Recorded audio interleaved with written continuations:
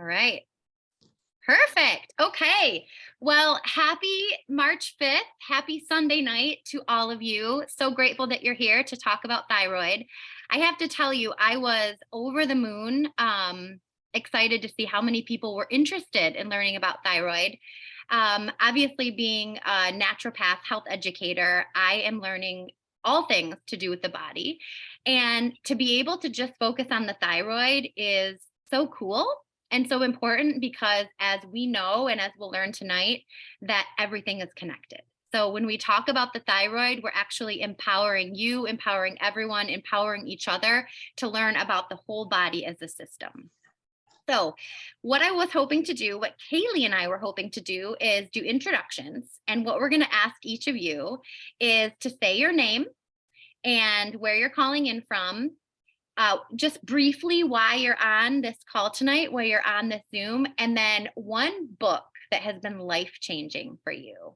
So it could be a book about health, or it could be fictional, non-fictional, whatever, just sharing one book that's been life-changing for you, that maybe could be life-changing for others. So Kailey, do you want to start? Sure. Okay. I was just thinking about it and I was like, oh, I have so many books. I wasn't prepared to answer this question myself. So Oh, sorry. it's okay. One will come to me. Okay. Hey, everyone. I'm so excited to have all of you on here as well. It's going to be such a great talk. But my name's Kailey. I am from like West Bloomfield, Michigan area, but I'm in Fenton because my power is still out from that snowstorm we got. So I'm at my parents' house so I can have some Wi-Fi. And then you all know why I'm here, because I'm here to educate you. So I'm so grateful for that. And then a book that has been life-changing. Actually the one I've been reading most recently is called Why Woo Woo Works. I'm like blanking on the name of the author, but it's all about mindset, placebo, meditation, like all that good stuff, visualization and everything. And it's actually like research, like proving why it actually works. And it has been so cool. So that's a great book. I'll look up what the author's name is and I'll put it in the chat if anyone's interested. Why Woo Woo Works. Cool. I've never even heard of it. I love that. Thank you for sharing. It's not even super woo-woo book, but it's just like meditation, visualization, the placebo effect, like all that kind of stuff. But it was written, I think he started in big pharma. He was a psychologist. Like he has a really interesting background, and yeah, it's really amazing. I'll look up the author and I'll put it in the chat for everyone. Yeah, I like that idea. If we could, every time someone mentions a book, if you're in a place where you could put it in the chat, or I can type it for you too. That way we'll have a running list of the books. Are you going to type it in, Kailey? Okay, perfect. I just did. Yay, awesome. Okay, who wants to go next with introductions? I know we can keep it brief too, because we have like so much to cover. So just, really quick few things. Yep. I'll go. Oh, I got Awesome. one.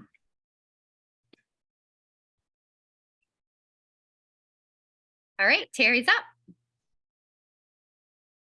Oh, you're on mute. Was that Terry that said she was up? I'll go while you're waiting for her. Okay, Colette is on then. Colette is on deck. My name is Colette, and I've got two books that I wanted to recommend. Keep Sharp by Sanjay Gupta.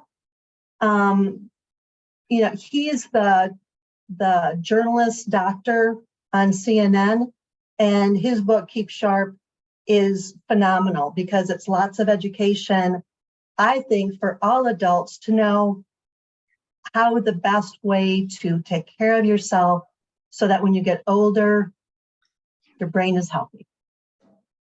And the other one is Brain Maker by Dr. David Perlmutter. And that is about all the things that, again, we need to do health-wise, nutrition-wise, to have a better brain in the future.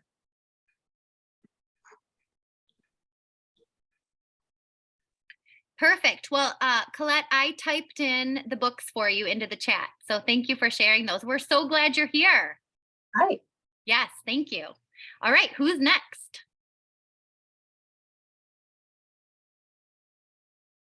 Okay, I'll go now. Am I talking? Yes, Can you hear we me? can hear you, Terry. Yes. Okay.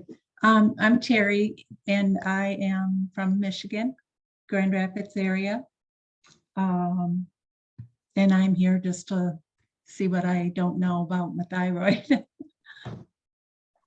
Awesome. So how did you hear about this? What encouraged you to join us? I ran into someone at a health food store who was going to school at this place. Oh, great. Yeah, so she gave me the name and told me there's a class I might be interested in. And so Wonderful. here I am. The power of connecting. How awesome is that? Well, we're so Yeah. glad you're here, and I know you're going to learn a lot. Is there a book that you would share that comes to mind? And if not, that's okay too.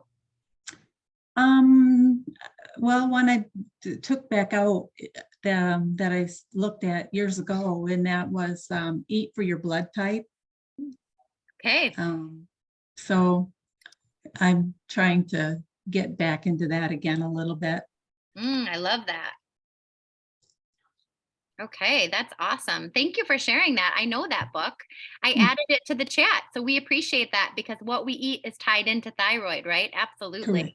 Correct. Yes, thank you. All right, thank you. All right, Brady Bunch. I'm looking up at the top right corner at my beautiful dad that's on this call. Dad, you want to introduce yourself and tell everybody one of your favorite books, life-changing books? Mute. He's on mute.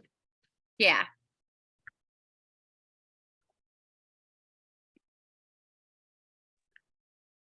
Oh, we can't hear you. Yeah, you're off mute, but we can't hear you.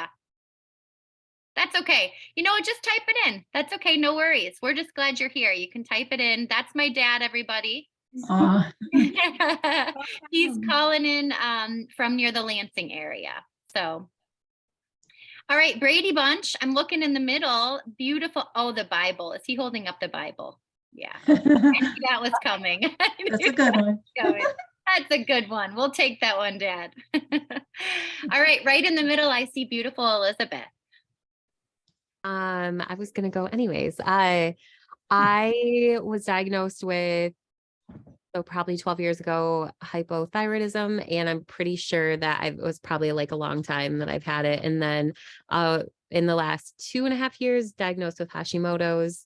So that is my current life story. And it's obviously been just really, it's just sucked a lot. I started seeing a holistic doctor 1.5 years ago that took me off gluten, dairy, and soy. I still take medication and stuff like that, but always looking to learn more so I can work through it. The most recent book I read that was just so good was Lighter by Young Pablo. It's so good. And then I don't know if you guys have read this one, but it's The Boy, the Mole, the Fox, and the Horse. It's like the most inspiration. It's just so good. Like, it's super cute. So that's another one. Thank you for sharing. You're going to learn so much about, we'll touch on Hashimoto's a lot and a lot of stuff that other things you can do that can help and why that this might have happened as well. So. Thank you. And thank you for sharing that too. Thank you for being brave enough to share that because so many people can relate. So yes, I second what Kailey said. We're all going to learn a lot and we're ready to jump in. So let's get through introductions of all these beautiful humans that are here. Is it Kara? Did I say Kara or is it Kara? Kara. Kara, hi, welcome. Could you intro yourself for us, please? Yeah, so I'm Kara. Hi, everyone. I'm friends with Kailey, and also I received the benefits of so much of her work. She's helping me through a Candida cleanse right now. And when I saw Kailey's post about thyroid, I saw like all the symptoms, and I was like, okay, some of those are similar to Candida stuff, and I resonate with a lot of it. So I was like, let me just come see what this is about.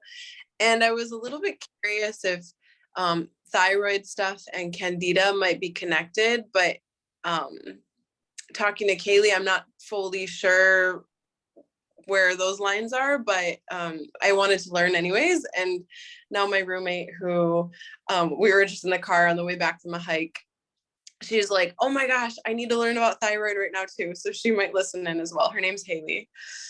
Hey. So yeah, everybody needs some thyroid love right now.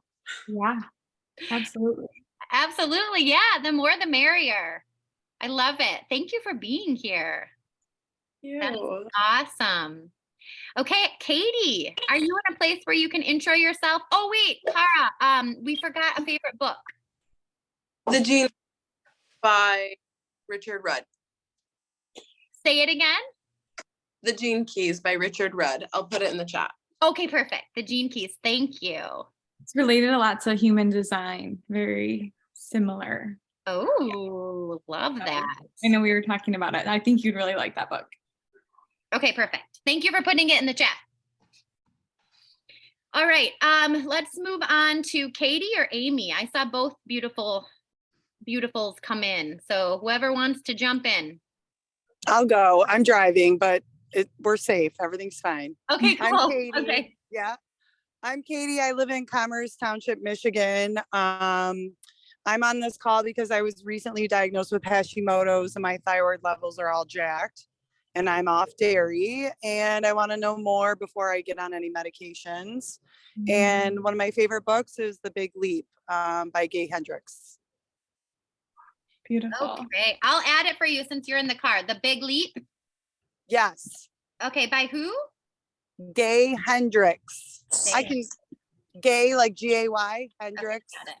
H-E-N-D-R-I-C-K-S. Thank you. Love these books, guys. So happy you're here, sister. So happy to be here. I love seeing your face. Ditto, ditto, ditto. All right, Amy, jump in, girl. Tell us who Okay, you are, hi. why you're here. All right. And what was I saying? Okay, a favorite book, Holographic Universe, changed my life. It's kind of a deep read, but it just talks about how each piece is a part of the whole, and it's very interesting.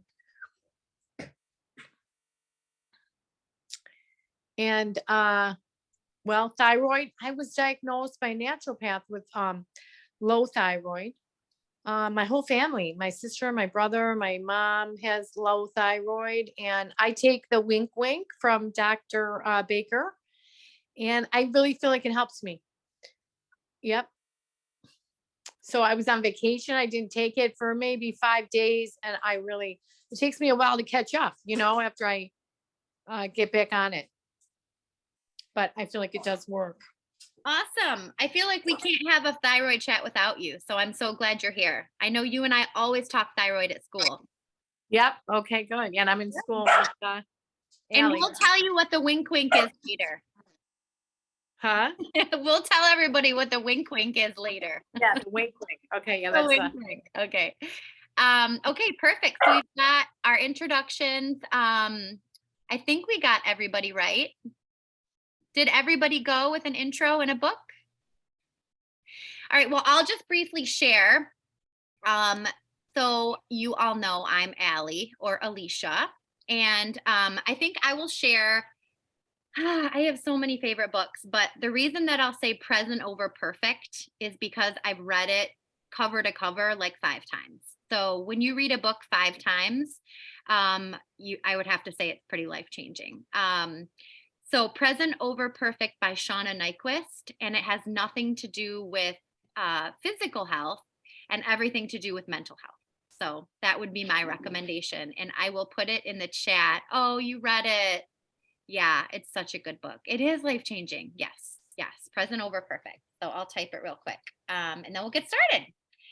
So how this is going to go down is we might hear dogs and kids in the background, and that's okay. Don't worry. This is real life.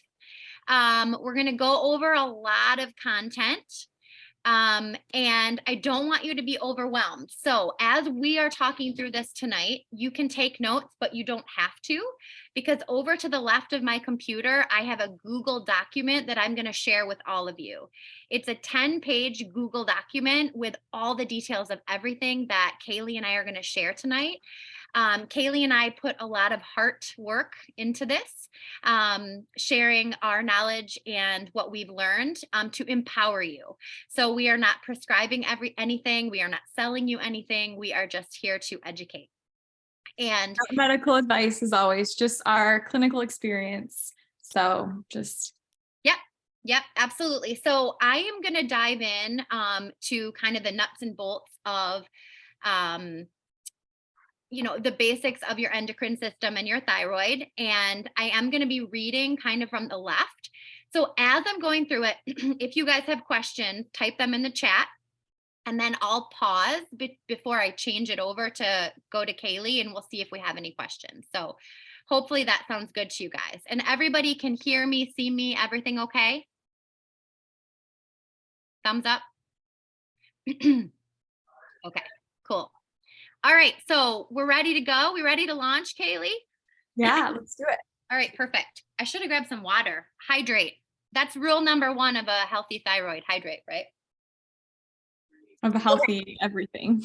Healthy everything. Okay, so we did our introduction. So in the beginning of time, how's the rest of that go, guys? In the beginning, there was the word, right? In the beginning was God's word. That's God spoke the truth into the earth, into the planet. And in the beginning was the word. And where do your words come from? Right? Where do your words come from? Right here. That's so important. And so I'm bringing that up tonight because it's going to tie into everything. In the beginning was natural medicine. In the beginning was natural ways that we could heal our body. So naturopathic medicine looks at the body as a whole person. We coax the body to come back into balance mentally, physically, spiritually. There is no quick fix, guys. 3 months it takes for the body to change on a cellular level, and your body does regenerate. Your cells do regenerate. It takes 3 months to do that. So in this quick fix Amazon world that we live in, it's hard we want things right away, but we have to realize that it takes time. Natural medicine takes that approach of healing the body naturally. Everything in the body is connected. And in order to heal, we have to go back to the POB. Sounds like a song. Who's down with POB? I'm aging myself now, the 90s, right? Okay, so what does what does POB mean? POB means point of beginning. Natural medicine's all about point of beginning, going back to the root, like the root of the tree, right? How do we get back to the root of our essence, the root of ourselves? I wrote down a quote. If you ever truly knew what a dandelion can do for your body, you would never spray one with pesticides or kill it. Those dandelions in our yard that we spray and we kill, and if you only knew the power of what that dandelion could do, you would never kill it. Hence your tea, right? Hence my tea that I'm drinking, right? So why more people don't practice natural medicine is because you can't patent something that grows in nature. And companies extract the ingredients that they want and they patent that. So for example, white willow bark was the original aspirin, and the body has to work harder now to compensate for all of the missing ingredients from nature. And this is all going to tie into your thyroid. The world we live in now is heavy on allopathic medicine, Western medicine, and it looks at the body and the symptoms as more of a machine. It becomes a system of replace and suppress. So everybody on this call tonight saying, I was just diagnosed with A, B, C, D, E, F, G. We live in a world that wants to throw a pill at that. We live in a world that wants, pharma to step in and say, oh, you have Hashimoto's, or you have an autoimmune disease, or you have this, that, or the other thing. How many drugs can we throw at it? And that is not how we heal the body, period. So that's what we're going to talk about tonight. So just wanted to kind of breeze over allopathic medicine versus natural medicine. And this is all in the Google Doc for you. We have to be investigators of our own health. I'm just going to skip over a few things and jump right into, where do we start with healing the body? Well, everything starts, actually, I'm not going to tell you, this will be fun. Where do we start with healing the body? Shout it out if you think you know. In your gut. Who said that? I love it. I love it. Yes, the gut. So we talk about in the beginning, we spoke the word, right? Tapping into thyroid, the word, and then everything heals in the gut, right? That gut intuition. So 80% of our immune system is in our gut, guys. 80% of our immune system is in our gut. The gut is the first thing that breaks down in the toxic stress cycle. All disease starts in the gut. Heal your gut and you will heal all systems. Important note, Roundup and glyphosates rip apart the tight junctions in your gut lining and unravel the myelin sheath around your nerves. So you have family members or friends with MS. MS attacks the myelin sheath around the nerves, and the things that we're eating that have glyphosate and Roundup on food is causing havoc. It's wreaking all sorts of havoc on our nervous system. So again, everything is all tied together. In your handouts, we review the toxic stress cycle, and there's an entire handout on that. We could spend a whole hour talking about the toxic stress cycle. So just know that that's in there for you to review.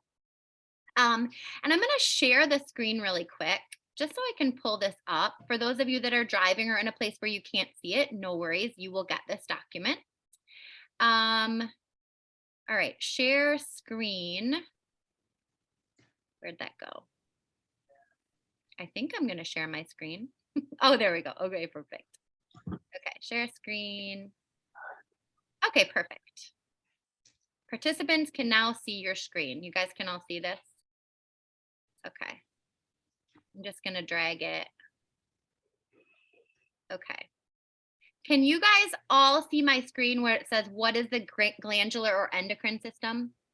Mhm. Okay. So I just wanted to pull up a picture because some people are visual learners, right? Like I'm a visual learner. So the glandular endocrine system includes all of these things: the pineal gland, the pituitary gland or hypothalamus, the thyroid and the parathyroid, the thymus right here, the pancreas, the adrenal glands, the ovaries or the testes, and then the placenta during pregnancy. So the endocrine system, where the thyroid is included, includes all of these things. So I just wanted you guys to kind of give you a review of that. And then I'm going to stop sharing my screen so that we don't get tripped up in all these words. And then come back to just talking briefly about the endocrine system. So in order to not make your eyes roll back into your head and go over every detail of the endocrine system, I'm going to point out some important things.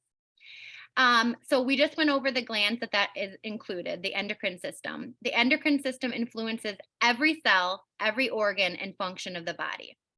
Endocrine glands release hormones into the bloodstream, and this lets the hormones travel to every cell in the body. The endocrine system is responsible for mood, growth and development, organs, metabolism, and reproduction. The endocrine system regulates how much of each hormone is released. That's really important to know. We already talked about the parts of the endocrine system, and those are all reviewed in your packet as well. Included in your Google Doc is just a small little breakdown of what each of these things do, because the hypothalamus and the pituitary and the thyroid is all related and they all talk to each other. They're little messengers, right? So the thyroid is the front part of the lower neck. It's shaped like a butterfly, and it makes the thyroid hormones, thyroxine and, here's a big word, you ready? Triiodothyronine. Did I say that right, Kailey? Do I get an A+? Yes. Sorry, I was muted. No, that's okay. So these hormones control the rate at which cells burn fuel from food to make energy. The more thyroid hormone there is in the bloodstream, the faster chemical reactions happen in the body. So that ties into, which we'll talk about, hyperthyroidism and hypothyroidism, right? In some of our bodies, our thyroid is responding slower. And some of our bodies, our thyroid is responding too fast. So you might get the diagnosis of Hashimoto's or Graves, or these diagnoses that we get stuck in. But really, we're going to break down today what that means in the body. And then the parathyroid is attached to the thyroid, 4 tiny glands that work together, and they release parathyroid hormone, which control the level of calcium in the blood and help with calcitonin, which the thyroid makes. The adrenal glands are also very important. They're an important part of this conversation because if your thyroid is stressed, when your thyroid is stressed from these different factors we're going to talk about, like mold, stress, toxins, different things in the environment, your adrenals have to help. They're the helpers. So the adrenals, we have to support those as well as the thyroid because they're sending help. And so we have to support them as well. They kind of work two in the same. Okay, so scrolling down, we're going to get into how the thyroid hormone levels are controlled and the feedback loop. You know what, Kailey? I think I'm going to turn it over to you. And if you want to skip that part and jump right to connecting the dots of total body health, I just wanted to give the quick overview. And I know the next part we have to talk about T3, T4, and TSH, but is that okay if I let you take over from here? Yeah, absolutely. And I can briefly talk about TSH, T3, and T4 too, because it is important, but we don't have to get like too deep in that feedback loop. But what's interesting is a lot of people think that TSH is a thyroid hormone because that is what our primary care docs check, our thyroid stimulating hormone, and it's actually released from the pituitary. So it's telling the thyroid how much hormone to release. So it actually has nothing to do with your thyroid and it's related to a completely different gland. And I just think that's important to say because it's not like the end all be all answer, which I will get into. And then there's T3 and T4. T4 is secreted from your thyroid and then it is turned into T3 in your liver. So it's converted in your liver, and T3 is the active form of the thyroid hormone. So that is the most important piece. So instead of getting like too deep into the feedback loop, those are kind of like the basis of those words, I guess, TSH, T3, and T4. So the main thing that I want to get across to you guys today, I guess there's two things. One is when it comes to autoimmunity, your body is not broken. It is not making a mistake. Your body is not attacking itself. It is attacking a chronic deep-rooted infections and your tissues are in the crossfire. Your body was designed beautifully. It was designed to heal itself and it is doing the best it can. So a lot of people are like, oh my gosh, like what is wrong with me? Why is my body doing this? And I just want to give you some peace and knowing like it is doing the best job that it can, but how the nature of like society and our healthcare system and just our environment is confusing everything. So I just wanted to make sure that was said too. So when it comes to the thyroid is usually a secondary issue. So there is a root cause as to why the thyroid is off. True primary hypothyroidism or hyperthyroidism is so scarce, few and far between. I feel like it's usually genetic. It's not really seen. There's usually a reason as to why your thyroid is off. Now, I brought up autoimmune. One way can be autoimmune, and then the other way is actually a detoxification issue, which we will get into because like I said, in order for T4 to be converted into T3, it has to do that in your liver, and T3 is that active form of thyroid hormone. So if you are not converting properly because your liver is clogged up with toxins, then you're not going to get active T3 that your body can use. So the thyroid always takes a beating, but it's usually never the root cause. And then with that being said, 80% of T4 converts to T3 in the liver, and then the other 20% is in the kidneys. So those are like our major detox organs, the organs that take the hit. People always talk about the thyroid taking the hit, but like don't realize how much the liver is taking a hit day after day after day. So we're actually going to talk a lot about the liver and the adrenals because Allie brought up the adrenals and the role that they play, but they actually play a really, really huge role. And if both of them are in check, they just kind of snowball on each other. One little tidbit, I don't know if you guys are all familiar with the thyroid medication Synthroid. I just wanted to say, I learned this today. I don't even know if this stat is still accurate, but 100 million people are on Synthroid, 100 million people. And that is a synthetic version of T4. So we'll get into why that's an issue. But I just wanted to point that out to realize how many people have thyroid issues, how prevalent this is in our society. And those are the people that are taking Synthroid. Sometimes they're taking a different form or they're not even taking anything, but like that is just so big. And I feel like it is so overprescribed and it does not help. So if you are someone that is taking Synthroid, you can always pop that in the chat because we're going to talk about it. And I'm just curious if you've been taking it and how long you've been taking it for, if you are taking it, if you feel comfortable answering that. So briefly, I want to talk about the symptoms. I kind of added this in last minute because I realized I didn't even talk about the symptoms of hypothyroid versus hyperthyroid. So the symptoms are really broad. I would say the main one that people complain of is that chronic fatigue, which rolls into that brain fog. So you're losing concentration, you're losing your train of thoughts, kind of like forgetting, like, what's that next word that I wanted to say? Those are big symptoms of hypothyroid. Joint pain is a really big one, as well as muscle weakness, and that muscle weakness is also in hyperthyroid. Depression and anxiety, that is super, super big. Anxiety more so in hyperthyroid, but in hypothyroid as well. Difficulty losing weight in hypothyroid, or difficulty like losing weight, or what did I want to say? Oh, it's full body weight gain too. So there's different like ways people gain weight. You know, if you gain it in the center, it can be related to cortisol issues. If you gain it in your, you know, your glutes and your thighs, it can be an estrogen dominance issue. But if you are gaining like full body weight, you know, in your face, a lot of facial puffiness as well, that's usually related to the thyroid. Cold hands and feet, that's a big one. It's usually a conversion issue, so like I talked about in the liver, so that will be just something to note.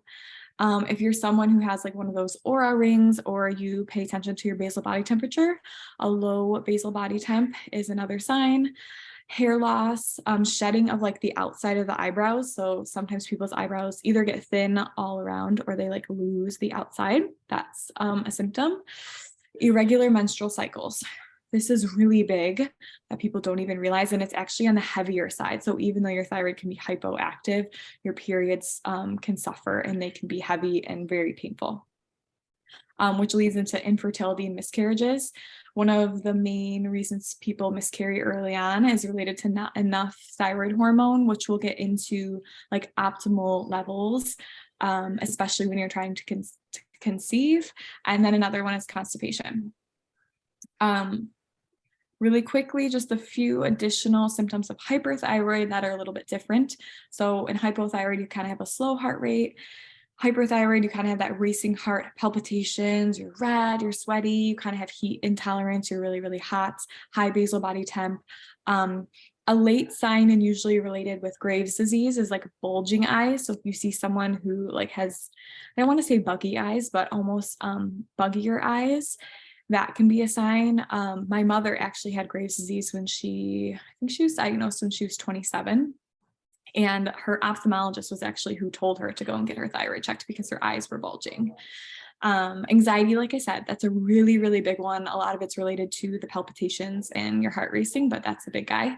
And then increased appetite and inability to gain weight. So a lot of people shed weight really quickly with this one. Does anybody have any questions about hypothyroid versus hyperthyroid? I have a lot to get into, so I might even answer it, but I just wanted to make sure people didn't have any questions on any symptoms or anything they're curious if it's like related symptom wise. Okay, Elizabeth said my mom had hyper and had to have hers removed. Yes, my mom had radioactive iodine on hers too, which I didn't get into in this, but I'll talk a little bit about it just briefly. But if no one has any other questions, I will move forward. Okay, So big things now we're going to get into is what like actually affects the thyroid. So again, you can take notes, but we do have this Google Doc. I kind of made an outline for you guys. It's brief. I'm going to be talking, a little bit more in depth than what's on here, but the overall like big picture clinical pearls, as one of my mentors say, are all in here. Okay, so a good one that people don't realize that affects the thyroid is estrogen dominance. So estrogen dominance is a huge thing in our society for both males and females.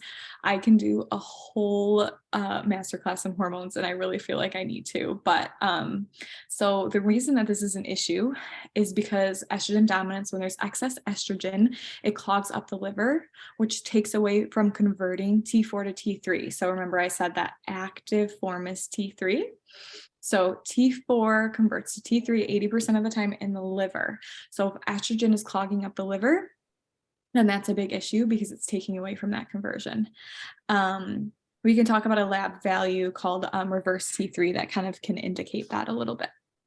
And then another thing related to estrogen dominance that I just wanted to say is thyroid hormone sensitizes your cells to progesterone. So that is really huge in estrogen dominance because a lot of times that estrogen progesterone ratio is off. So if you already are having low progesterone and then you have high estrogen that's clogging up your liver, decreasing your thyroid hormone, which your thyroid hormone is sensitizing you to progesterone, that just kind of, it's a whole cyclical thing. So again, if you guys are interested in a hormone class, we can talk all about that, but I just wanted to briefly say that. The next thing, which you guys all might be aware of this or maybe not, is fluoride. So fluoride is so toxic to us that people don't even realize. And if you have anything to say on this, Allie, please feel free to add in. But fluoride is literally so anti-thyroid that Europe actually treats people with hyperthyroid with fluoride. That says enough, in my opinion. But it is in, I feel like it's at least, I don't know the stat, but I think it's 75% of our water. But it's actually not essential. It's not an essential mineral in the teeth. Katie, no worries, you only know what you know. So she wrote her kids just got fluoride at the dentist. I had it growing up too. You literally only know what you know, now you know. So it's all good there. Don't ever blame yourself. Now, fluoride does prevent cavities. So it does work against cavities, but it's not an essential mineral. Something that you can do instead, it's called hydroxyapatite, which is actually a mineral in the teeth. There's a lot of new toothpaste coming out that have hydroxyapatite in it. A really good brand, and they're actually not that expensive, like just as much as Tom's or something would be. There's one called Boca, B-O-C-A. That one is really great. And then Risewell, I think they have a really good flavor for children too. So those are really great options. And then getting a water filter. So if you can get a water filter and not drink from the tap, whether it's reverse osmosis, I have a few different options of water filters if you guys are interested in the brands. But that is really, really big. That plays a big role in the thyroid. And sometimes people who have Hashimoto's, just detoxing themselves from fluoride can decrease their antibodies. So just play around with that because that's a big one. Another small one we can do is gluten. So gluten's big. If you're having any thyroid issues, it is best to come off of gluten, especially if it's autoimmune for you. Just really quickly reading what Terry says. She's been on thyroid meds for at least 50 years.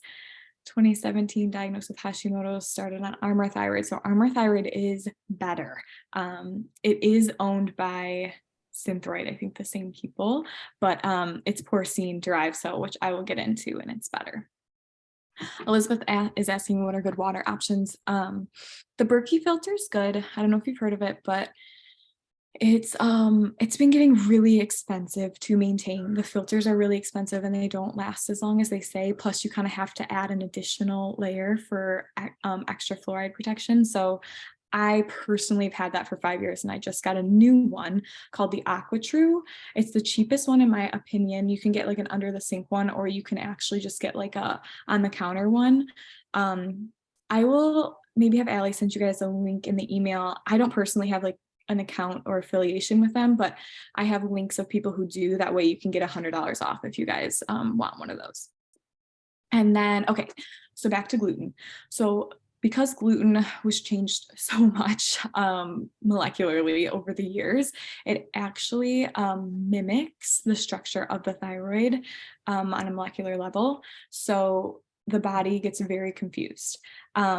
It also decreases cytochrome P450 in your liver, which helps the phase 2 detox. Like I said, that's kind of related to that conversion. So it's like on a molecular level that gluten is affecting everything. There's also an interesting thing, and I just learned this not that long ago, so I don't know if any of you guys are chemistry people, but on the periodic table, this will bring you back to chem if you took it. I think it's the top right. It's the halogens, and that's where fluorine, chlorine, bromine, which bromine was just not just, but it was added to gluten and wheat to help make it more shelf stable. But those are halogens, and iodine is actually on there. And because those other three are bigger molecules, they actually inhibit the uptake of iodine, which I will talk about. And iodine is an essential need for the thyroid. So that is showing too how those are disrupting thyroid function. So Elizabeth asked, what about filter water in our fridge? It just depends. Some don't really do anything. The only true way that you'd be able to find out is to get your water tested. That's like the best thing that you can do. All right, let's see. So gluten-free is the best, especially if you're autoimmune, if you're symptomatic, especially do the best you can. I prefer gluten-free over dairy-free, in my opinion. If you are, or you have issues with dairy as well, then I would probably stop it too, because food sensitivities cause an issue because it causes an issue on the immune level. So if you are having an inflammatory or immune response to food, then it is suppressing your immune system. So some people are like, oh, I still eat gluten, I still eat dairy, it doesn't cause me any issues, I don't get stomach aches or whatever, but that doesn't matter. It's literally affecting your immune system, and it's best to stop. Even if you tried 6 weeks and maybe had your antibodies redrawn and just noticed if they made a difference or if it changed or if your energy changed. I personally, so I have Hashimoto's myself, which I can talk about too if you guys are interested. I've been battling this for a long time, and I do feel the best when I don't eat gluten and when I don't eat grains. But you know, we have to have our joys in life too, which I totally get, but it does really help going gluten-free. Hey, Kailey, can I jump in just real quick? Yeah. So just kind of commenting on what Elizabeth is saying about Europe and grains and how you don't get the bloated belly and you don't have inflammation when you're in Europe. And I just read, because I am like hyper vigilant on following what the FDA in the US allows in our food. And I just read that the FDA allows 2,000 additives, dyes, and preservatives to the food in the US, 2,000 that are banned in the UK. So when you go to Europe and you can eat their pizza and it doesn't upset your stomach, but you can't eat it here, that's the reason why. So I always use the example of red number 40. Red number 40 is in our Doritos. Red number 40 is in fruit snacks. Red number 40 is in things that you wouldn't think it's in, and it's completely toxic to the body. So same with gluten, like what Kailey is saying. If you look at the process of gluten and what wheat has to go through before it makes it into our body and the things that it's filled with, especially in the US, it's no wonder it's wreaking havoc on our bodies, right? And then you compound that with the GMOs, you compound that with the glyphosate. So now you've got completely processed wheat, additives, dyes, colors, and it's sprayed. Like the cards are stacked against us, right? Oh yeah. So we also need to be angry And on top of being proactive, we also need to say this is not okay and do everything you can to be proactive with legislation for our kids and our families and our health. So amen to that, Elizabeth. I saw you wrote that and I could not agree more. Yeah, that's so crazy. I've had a lot of people tell me that even with like actual celiac, when they go to Italy, they can eat. It's super interesting. My husband's actually really reactive to gluten and he gets headaches and brain fog. He doesn't even really get digestive upset, but sometimes he's just so scared to even play around with trying it anywhere. But I'm interested if we ever go to Italy. So, okay, diving back in a little bit, I want to talk about the adrenals. Allie kind of mentioned how they kind of go hand in hand, adrenal and thyroid. And I kind of want to look at it from a different picture too. So the thyroid doesn't necessarily affect the adrenals as much as adrenals can affect the thyroid. So the adrenals is where your cortisol, or your stress hormone, is secreted from. So when your cortisol is secreted, remember your cortisol, that's in like your fight or flight, that's your stress hormone. That is the hormone that wants to make you run from that lion. So it is telling your liver to secrete glucagon, it's secreting insulin, it is shutting down your hypothalamus and your pituitary. And remember, I said your pituitary helps to control your thyroid. So it's part of that endocrine system that Allie talked about earlier. So cortisol is literally turning off your thyroid in a way. So when you have dysregulated stress or high stressful situations or chronic in your life, sometimes that itself does more damage than everything else. They say to sometimes people who have terrible diets, but they have no stress in their life, might be healthier than someone who eats clean and has all the stress in the world. It's honestly so crazy how much cortisol plays a role in everything. Like I said, I think we need to do a hormone class. But so if your adrenals are overworking, or because they were so overworked, they're now underworking, that is affecting your thyroid. So we really need to control our stress. And then the other thing with that is the kidneys. So the kidneys, the adrenal glands sit on top of the kidneys, and the kidneys is where 20% of that T4 is converted to T3. So we really need to take care of our kidneys and our adrenal glands to make sure that our adrenals are handling stress well. And I will get into some ways that we can do that. But that's, I feel like, something that people don't really realize how much cortisol can affect, and that it like has that cascade by turning off the hypothalamus, turning off the pituitary, and it's like just taking the focus away from the thyroid completely. So if you have high stress in your life and you're taking thyroid hormone, it might not be doing anything. It really might not be helping. So focusing on stress is something that is free and something that is so important. I think I'll talk about it a little bit more when I talk about the things you can do.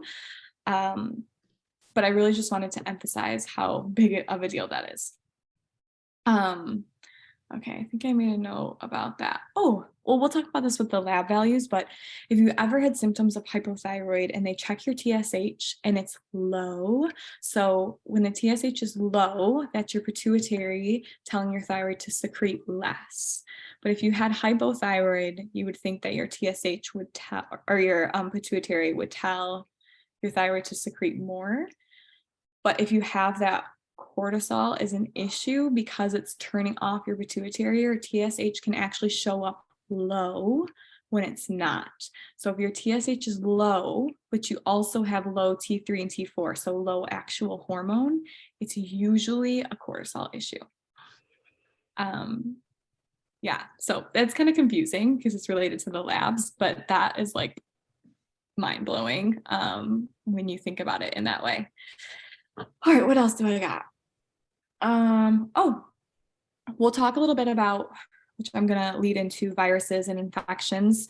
This is kind of where the autoimmune comes into play, but cortisol needs vitamin C in order to be created, but vitamin C is needed by your thymus gland in order to increase your immune system. So when you have high cortisol, it's stealing that vitamin C, and then that's suppressing your immune system even more and taking away from fighting those chronic viruses and parasites and whatever you have going on. Also under eating, I just kind of wanted to touch on under eating and intermittent fasting. If you are not diabetic or male, intermittent fasting, this is so controversial, but like, I do not think intermittent fasting is good, especially if you are someone who like gets hangry when you eat and you have a tendency for low blood sugar. Unless you were postmenopausal, you would be like on the same as, you know, men. But if you are in your fertile years and still having a menstrual cycle, when you undereat, your body also releases cortisol. So we just talked about that whole cascade. So eating enough is something that is super important as well. Okay, so viruses. We're going to get into infections a little bit because that is what's related to autoimmune. So the biggest issue with viruses, specifically Epstein-Barr virus. Are you guys familiar with Epstein-Barr virus? Any of you? It's the virus that causes mono in the first stage. Any of you guys have mono? Just drop like a yes in the chat if you had mono growing up. But there's so many different strains of Epstein-Barr. So not all of them cause thyroid issues. Some can even cause MS. But Epstein-Barr, I think it's in the second stage or third stage in your body. It actually infiltrates the thyroid. So when it's in the thyroid, your body recognizes that there's an invader there and it wants to kill it, but it's inside your thyroid tissue. So then your immune system is now attacking your thyroid, and then you're getting these thyroid antibodies. Does that make sense? Do you guys have questions about that? Say it one more time, Kailey. Okay. So Epstein-Barr virus, and I think it's like stage 2 of certain ones. So just because you had mono does not mean you're going to have autoimmune thyroid. Just saying that for you, Allie, too, with your 9-year-old. But the virus actually infiltrates your thyroid, and then your immune system starts to attack your thyroid in order to fight the virus off, but your tissues are in the crossfire. So then you're getting these antibodies against your thyroid. Epstein-Barr, there's also cytomegalovirus. That one is not as common, but it's more common than the others. It's not like it's the flu virus and these types of things. It's like these chronic viruses that stay in your system, that when they have a chance to thrive, so a high stressful situation, which I talked about, so you have the cortisol release, which takes up the vitamin C, suppresses your immune system, allows those viruses to thrive. What other situations? Oh, so COVID. That's a big one because that actually suppresses your immune system as well. And then those chronic viruses that have been suppressed, you don't fully get rid of them. So then they creep out and they're opportunistic infections. So that's when they're like, oh, hey, now I can go and do my thing. So chronic viruses, if you have an autoimmune thyroid condition, a lot of the time it is related to an unresolved virus. And that kind of goes into parasites. So another infection that can cause hypoactive thyroid. Are you guys all aware that 99% of us, or 100% of us, I would even say, have parasites? Anyone? Terry, I will get to your question. The best thing to pull the virus out. I will get to that in the bottom, so don't worry, but remind me if I don't answer. So parasites, we all have them. Some live symbiotically with us, some do not. We could do a whole thing about how we get them, how we get rid of them, all that good stuff. But the main reason why I want to talk about parasites is because they suppress your immune system. They disrupt your gut, which we talked about. Your immune system starts in your gut. And they also hold in viruses, and they allow viruses to thrive because your immune system is suppressed. So all of these infections go hand in hand with each other. So that's why it's so important to work with a naturopath or a holistic practitioner or someone like me who does frequency medicine. That way we can kind of figure out, you know, what's going on. Like, this is the root right here, you guys. This is the root of what is going on if you have an autoimmune disease. We can get into autoimmune as well, but almost all autoimmune is related to a chronic infection, and it just it manifests in different ways. So the other thing that parasites hold in are heavy metals. They love to eat heavy metals. So that is another thing that can be contributing to hypothyroid. So how do we get heavy metals? Well, mercury fillings, that's a big one. So if you have any mercury fillings, that it's not as common now, but that's a big one. Now, don't freak out if you have them. You can get rid of them, but there's like a process and you have to do it very carefully. But mercury fillings, that's a way that you can have mercury in you. Vaccines, because they have aluminum in them. Some have mercury. There's other metals that are in them. So that is a way that you can get toxic levels in you. In our water, because there's metals in our water, by just using aluminum foil. Oh my gosh, Allie, what are the others? So many ways that you can get heavy metals in your body. Even lead. I found a lot in my parents' generation, so I'm young, but in the 50s, 60s, 70s, a lot of them are having a lead issue. And I think this was even after like lead paint was brought up. But yeah, and then sometimes you don't even realize that you have a heavy metal issue until you start treating parasites. Because once you kill the parasites, they're no longer eating the metals and then they're secreting them all. So we need like a binder to bind them up, which I'll get into how we can help all of this. But parasites, definitely an issue. So heavy metals. And then what else did I have? Pesticides. So Ellie's talked a little bit about glyphosate. Glyphosate or Roundup.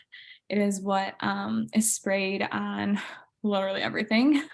So making sure to wash your produce, wash your fruits and vegetables. You know, don't spray it on your own lawns. That's huge. But it inhibits the uptake of iodine, which my next point is talking about low iodine.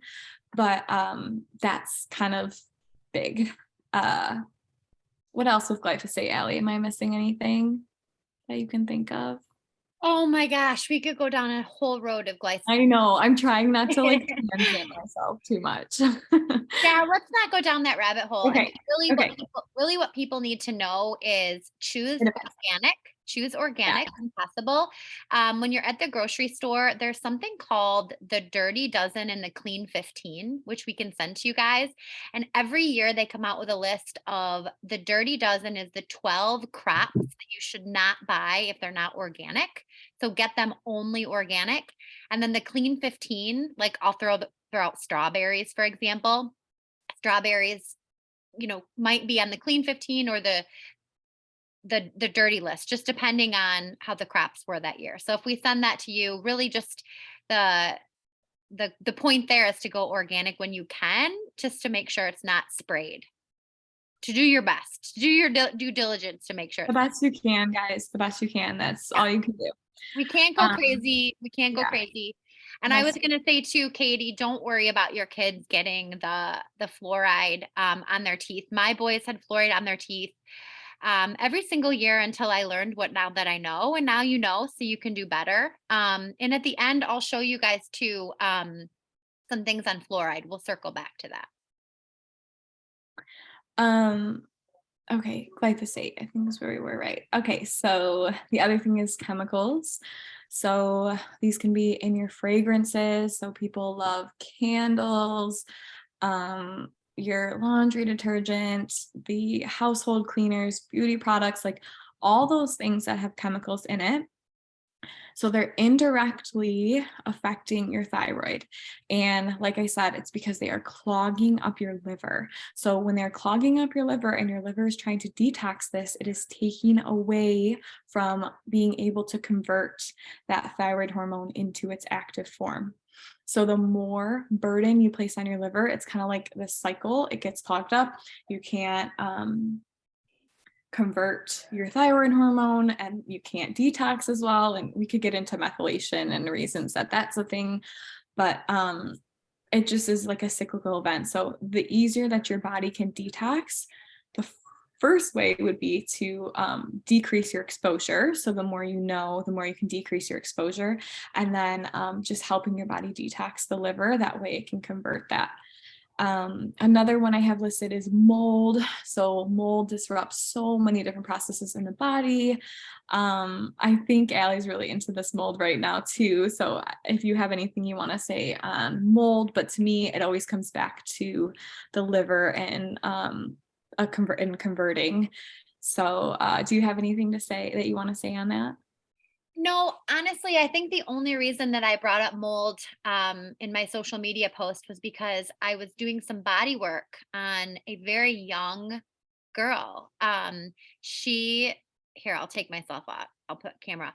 She was, like 19, like super young, and was kind of sharing with me some issues she was having. And she told me it all stemmed from mold. And just when you have mold in your home, whether you know about it or don't know about it, or you have extreme allergies to things like mold, it starts to affect us in ways that we didn't even realize. And so she goes to the doctor and she gets a diagnosis of, they tell her that something's wrong with her thyroid or this, that, or the other thing. I think we get so caught up in, oh no, I've been exposed to mold. Oh no, I've done this damage. Oh no, my lungs. Oh no, this, that, or the other thing. I think that for her, and just educating her, that I don't know, she was very well versed on knowing what to do with the mold. And so we just kind of talked about some steps she could take. Obviously, first and foremost, you have to get away from the mold if you can. But what about somebody that can't get away from the mold? Yeah. There's some different things. There's this one brand called EC3 Mold. They have mold candles. So it, like, when you light them, they decrease the mold spores in the air. Yeah. I like that a lot. They have nasal sprays as well, or just taking a binder or taking something that helps to treat the mold while you continuously are exposed can just help decrease like that buildup or that burden. Mold's really tricky. Some people don't notice it. Some people are really sick by it. Again, it comes down to liver detoxification. So if your liver is already overburdened, maybe from different chemicals, heavy metals, or infections, and then you're exposed to mold, it's like a slippery slope. It compounds it, right? Yeah. So mold is big. Kara, yes, the mold brand is EC3. They have a laundry spray. They have a fogger. You can do stuff yourself. They're amazing. They even have test plates. So you can put them in different areas. And yeah, I lost my train of thought on that, but I'm a hypothyroid girl too, you guys. So I'm just kidding. Okay, so with mold, answer Kara's question, because I was kind of thinking about this, relating it to yeast. So they are yeast or candida. They're very similar. If you're in a mold environment, that can increase your risks to having candida overgrowth in the body. And candida overgrowth, it's one of those like cycle things. So I was talking about how estrogen can feed candida, and then it clogs up the liver because there's too much estrogen, and then the liver can't detox the candida. And it's kind of like this cyclical thing. And then if you also have mold in your environment, whether it's old, because sometimes people have exposures from when they were younger and they were just a poor detoxer from it. And there's many different reasons you can be a poor detoxer related to like epigenetics and, gene expression. But tackling mold can help with yeast issues. If you're already on a binder, which you may be, binders help to clear out the mold. So, Kara, we are working on that. But yeah, so binders to help clear out the mold. It is not something that is always a quick process, especially if you're continuously being exposed to it. Binders are, some are derived from charcoal, some are zeolite, that like they bind to heavy metals, mold, different toxins in the body, and then help clear it out through your bowels. So binders are really good at getting rid of mold. There's a few different brands. Cellcore has a really good one. They're a little tricky because you want to get a good binder because binders bind heavy metals and molds and stuff. They can also have high levels of heavy metals and mold. So you just want to make sure that you have a good brand or work with a practitioner on that if you're someone who has mold toxicity. There are tests for mold in the body. So a urine test is the best test. A naturopath or a holistic or integrative medicine person, if you are working with me, I'm going to start getting some different test kits too that we can use, but I do frequency medicine. So I have different vials that have different energies imprinted on them. So I have vials related to mold. So I can see if you have a mold issue with that as well. And then there's I forget what lab value. Oh, I'll try to remember and we can put it in the notes, but there's a really random specific lab that can tell if you have an issue detoxing mold. And if it's like really, really high, it could probably mean that you have had mold exposure. But we can do a whole session on mold too, if you guys want to do that. Okay. So moral of the story with Candida is because Candida affects your liver and affects your gut, it's affecting your immune system. So it could affect your thyroid, but it could possibly affect your conversion. Yeast also likes cortisol, so controlling your stress and your blood sugar, like I talked about, can help not have that yeast affect your thyroid. So next one, low iodine. So iodine deficiency is something that is so prevalent. One of the main reasons is because it's depleted in our soil, just from over farming, over tilling. Just iodine is an essential mineral that we've just been missing. And then there's certain things that affect the uptake of it. So like I talked about, those halogens, so fluorine, chlorine, bromine. What else? You need iodine to create T4. So if you have a low T4 lab value, and I'll touch on the lab values after this, but if you have a low T4, that usually means that you need iodine because it's needed to create that. And then again, T4 is that inactive hormone. So if you have low T4, you usually end up having low T3, which is the active form. If you have cysts or thyroid nodules, that can be an iodine deficiency. If you have cysts in your breasts, in your uterus, in your ovaries, that can also be an iodine deficiency. So that's like a little clinical pearl too. But disclaimer here, if you are a Hashimoto's guy or girl, iodine can actually affect poorly. It can make things worse. It can put you into a Hashimoto's flare. So there are some natural doctors that disagree with that. I have seen that in my clinical experience. I've seen that myself. I'm very sensitive to iodine. So if you know you have Hashimoto's and you've never been tested to iodine, I do not suggest to just start popping iodine. You won't feel good either. You'll feel anxious, and I say it gives me the crazies. So yeah, that's just something to keep in mind.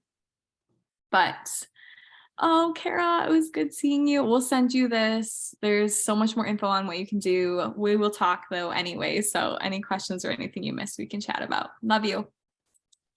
Nice to meet you. Okay, iodine. All right, what else? Other minerals. Low selenium. So selenium helps to convert thyroid hormone and it also helps to carry it. So selenium is something that you can take that can help hypothyroid.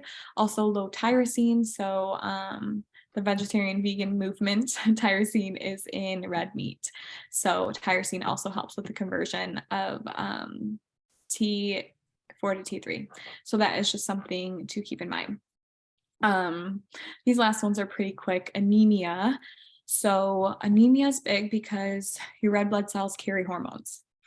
So if you are anemic, you are losing that transportation. So it's harder to transport those hormones or those messengers. So anemia is kind of like an unknown kind of cause, but it's something that's easily fixed. EMFs are big. Radiation affects every cell in our body, so it automatically can disrupt our thyroid. And then getting to like the emotional, the trauma, people don't think about the emotional effects. Allie kind of touched on it earlier, but the throat chakra, not speaking your truth. We live in a world where we have a hard time speaking our truth and speaking up.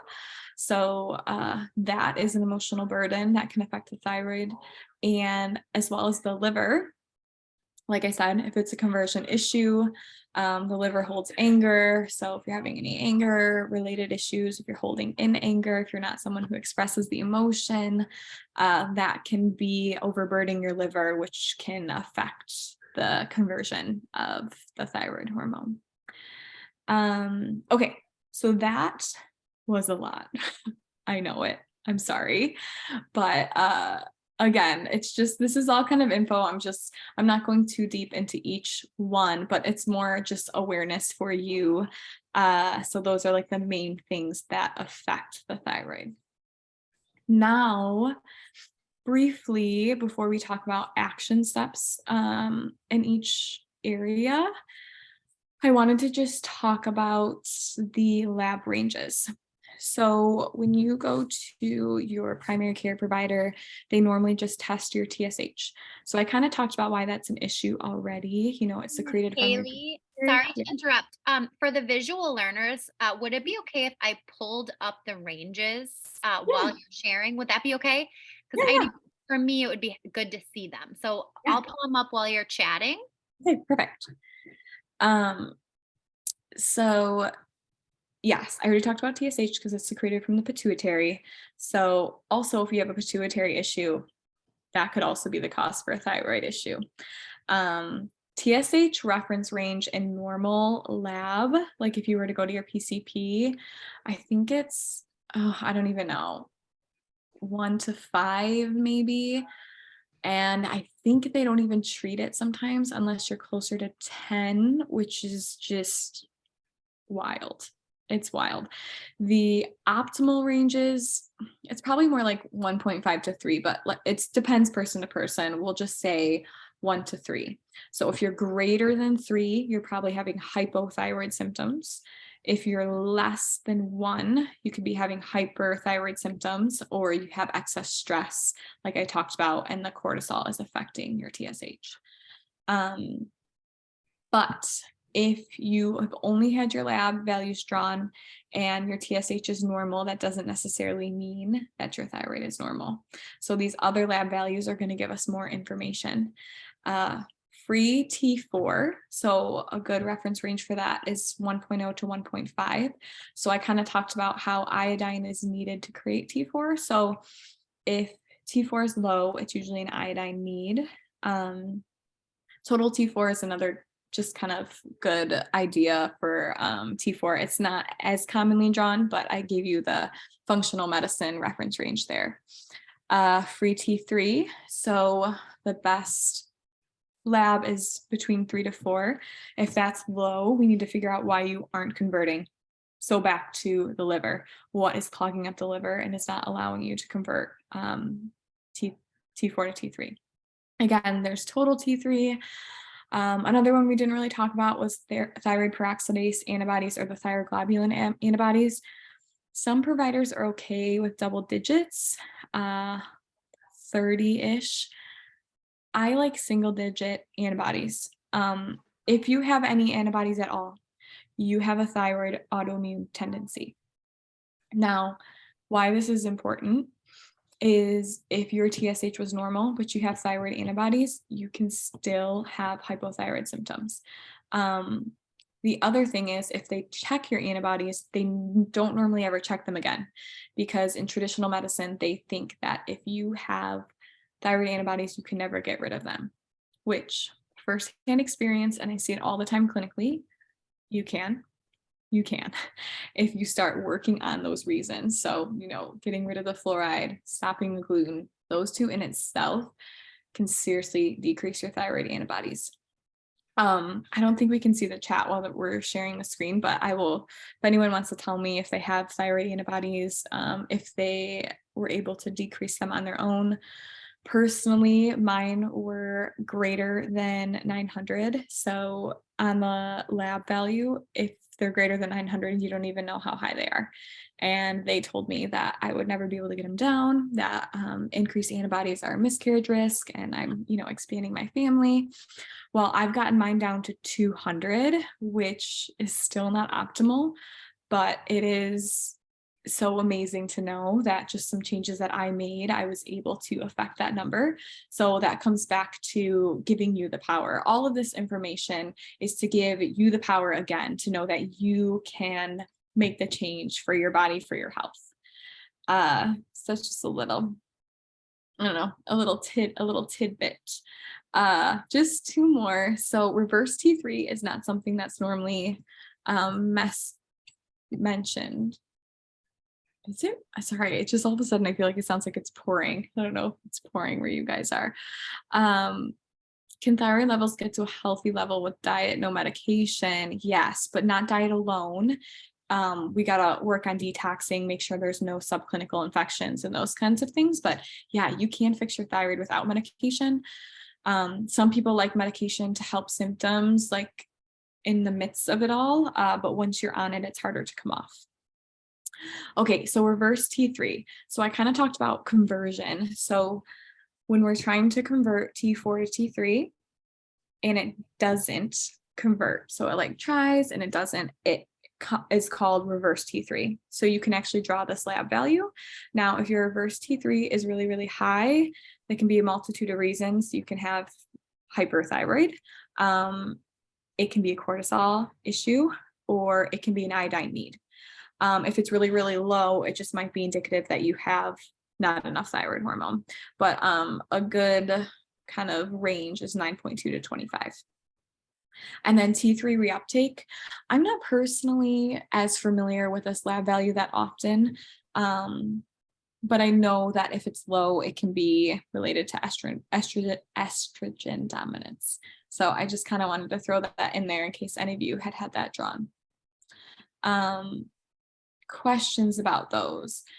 They'll seem kind of foreign unless you've ever had them drawn. If you have ever been told that you don't have thyroid issues and you really feel like you do, these are some labs that you can ask your primary care doctor to draw if you don't see a functional or integrative med doctor. Yeah, it's just kind of like a good basis. I think, in my opinion, that they should draw these on everyone, at least the free T4 and T3. But yeah, I think that this is like kind of a good reference point for you guys if you ever have your lab values drawn. And I know we have some moms in here, I don't know, but if you're trying to conceive, especially, thyroid needs to be optimal. TSH needs to be like 1 to 2.5. So that's huge for the program as well. Does anybody have any questions about the lab values before I kind of get into the action steps on, I threw all this at you, what can we do about it all?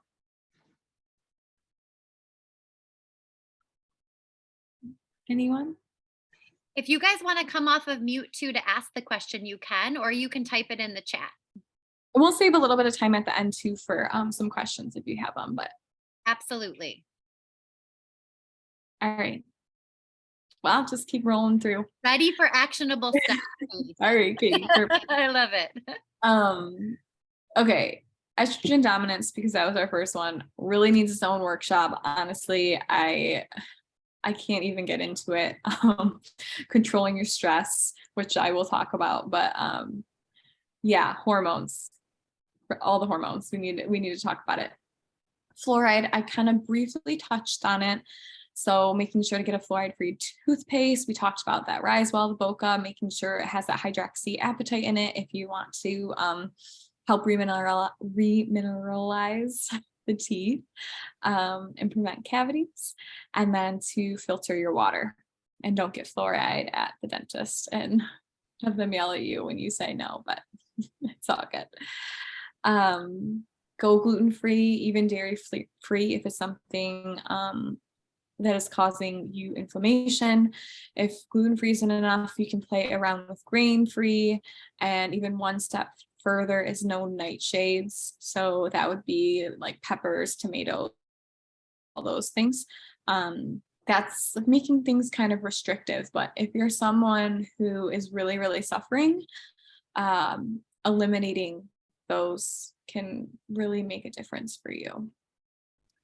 Working on chronic stress or cause for high cortisol. So main thing is try to figure out how to decrease stress in your life, coming out of that sympathetic nervous system response. So regulating your nervous system, breath work, meditation, making sure you're eating enough, making sure you're not over exercising. There are some supplements. A good one is called Chisandra. That's an adaptogen, as well as ashwagandha. You can make adrenal cocktails, which is like, there's a few different ways you can make them, but it can be like a little bit of orange juice, some Celtic salt. I'm pretty sure you can Google how to make an adrenal cocktail. But minerals feed the adrenals.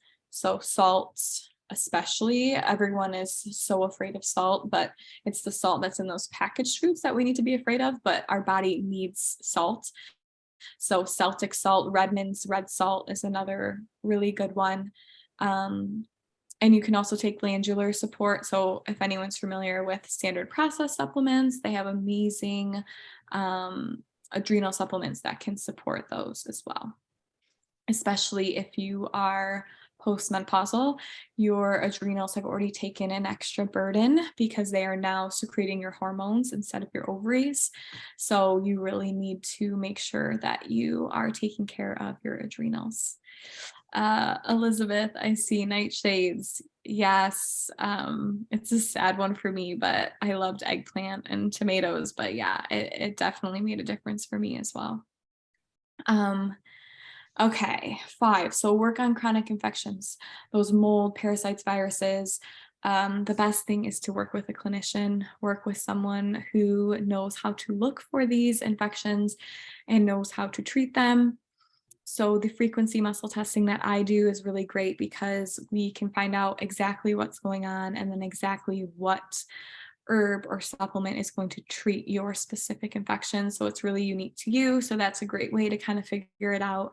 There are some general things you can take, but I don't know. It's, in my opinion, I feel like you need to be working with someone on it. But if working with someone isn't in the budget, there are different herbs and stuff that you can try.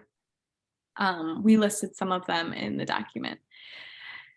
Working on detoxing toxins. So the pesticides, the chemicals, the heavy metals, taking those binders, helping the liver detox.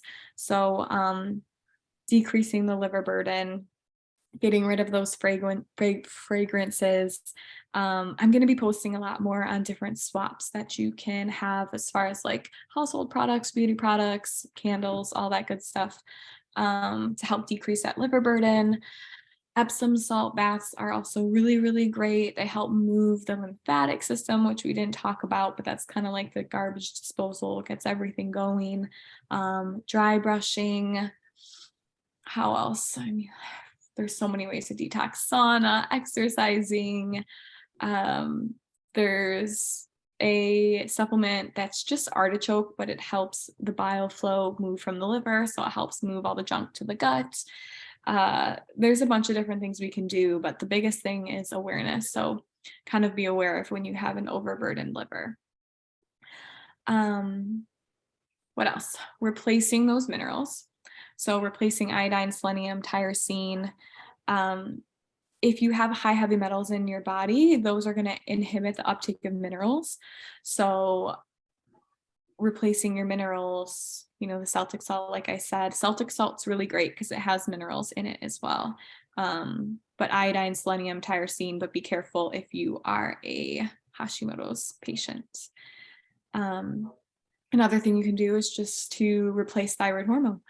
So like we talked about, some people just need the thyroid support. So my thyroid had enough damage that I take a compounded thyroid. So I get it from a compounding pharmacy. It is porcine derived. It is specifically related to my dose. My body does the best with that. There are other ways if you don't have a clinician to give you compounded thyroid, you can ask your primary care provider to give you either Armour thyroid or NP thyroid. They, I believe, are both porcine derived. So pigs have almost the same endocrine system as us. It's set up the same, so it works the best for us. I have personally found that NP thyroid tests better than Armour thyroid. Armour thyroid does work occasionally. Some people have side effects like hair loss with that one. But some people love it and it really helps them. So it's so individualized from person to person, and it's something that you have to play with. Another thing you can do is whole glandular supplements. So like I said, Standard Process has some thyroid supplements. Biotics Research has one, GTA Forte, that's the whole glandular thyroid. Vervita has one called Regenerzyme Thyroid, which has iodine in it, just as an FYI. But there's different glandular supplements you can take that help the thyroid overall while you're trying to work on some of these root cause issues. But again, if you are doing that, you should be working with someone like a naturopath, like I said, a clinician like me, or someone who does blood work. That way you can closely monitor. Fix anemia. So like I said, hormones are transported by our red blood cells. So fixing anemia. So chlorophyll, that's something that has iron in it and it can build up your red blood cells.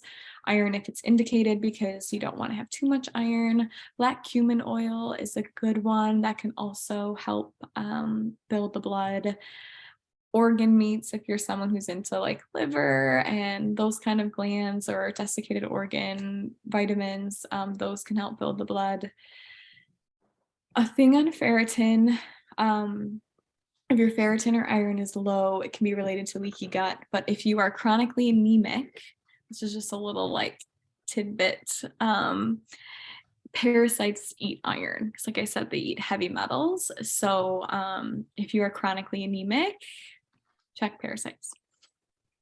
And then the last thing is emotional and trauma work. So I kind of talked about the liver, the thyroid.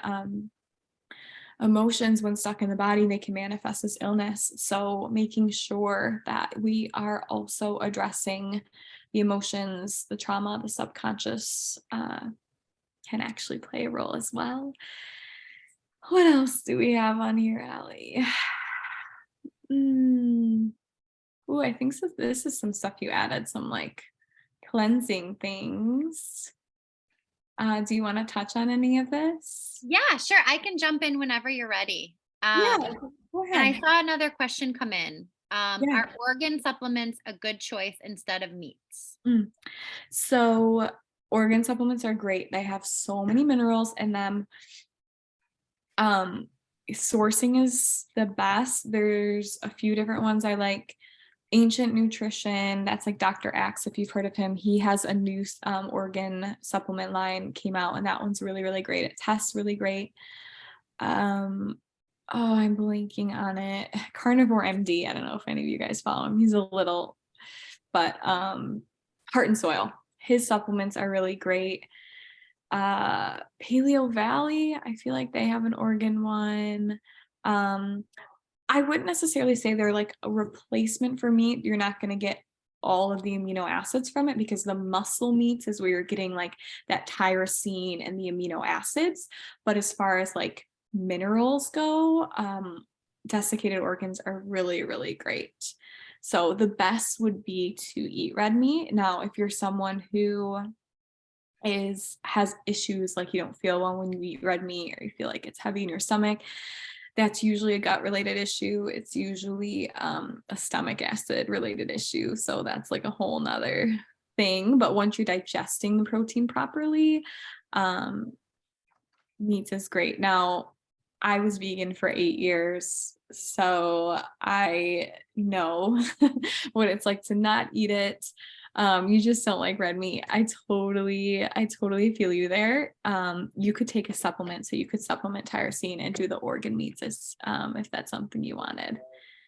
I'm fine with normal meats, but organs not so much. You don't have to eat them. You can do the desiccated. I don't like to eat them either. My son loves liver, but again, vegan for too long, late to the game. Desiccated is good for me now.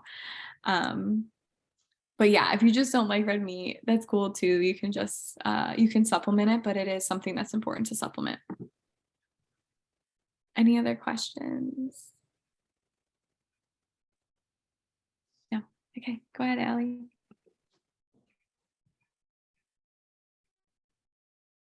Oh, you're muted. Sorry, Okay, there you go. I was saying, isn't she awesome, you guys? She's just like a plethora of information. So I wanted to share with you guys. So 2017, I think it was, I went to my first naturopath doctor appointment, and I was postpartum with McCoy, and I went because I really needed to get my energy back, my mood in check. There were so many things that I needed to address, and I wanted to take my health back. So I had my first naturopath appointment in 2017. And then could you please put the names up of the organ meats? Yeah, I got Kailey, you could type those. Yeah. Perfect. Thanks, sister. And so I wanted to share that because that was like my intro into the naturopath world. And at the time, I had him do my blood work. And I pulled this up before our Zoom tonight to go back and look from 2017 what he had tested. And I wanted to circle back on what Kailey said, because you actually have to request a comprehensive thyroid test. If you go to the regular MD, your gynecologist, or your primary, and you say, can you test my thyroid? They're just going to test the basics. They're not going to get as deep as what Kailey mentioned. And so in terms of being proactive on your health, the list that Kailey and I are providing of what to ask for, no matter who your doctor is that you're working with, we recommend going to a naturopath or a functional medicine doctor, because they're going to look at the root cause of things. But if you don't have a choice, like if your insurance sends you only to your primary, just know that you have to ask for these specific tests. So I wanted to point that out. I pulled up my blood work from 2021 to do a comparison too, and just kind of see the difference in what a functional holistic naturopath would pull versus, the regular MD. And it was just interesting to see the difference. So I wanted to make sure to point that out to you. And then the other thing too is I've learned in the past couple of years that it's important to know your numbers, and it's important to get blood drawn to keep track of things. But there are other non-invasive ways to stay on top of your health, like muscle testing. So Kailey specializes in muscle frequency testing, and I've actually been trained in muscle response testing. I'm nowhere near even close to being an expert in it yet.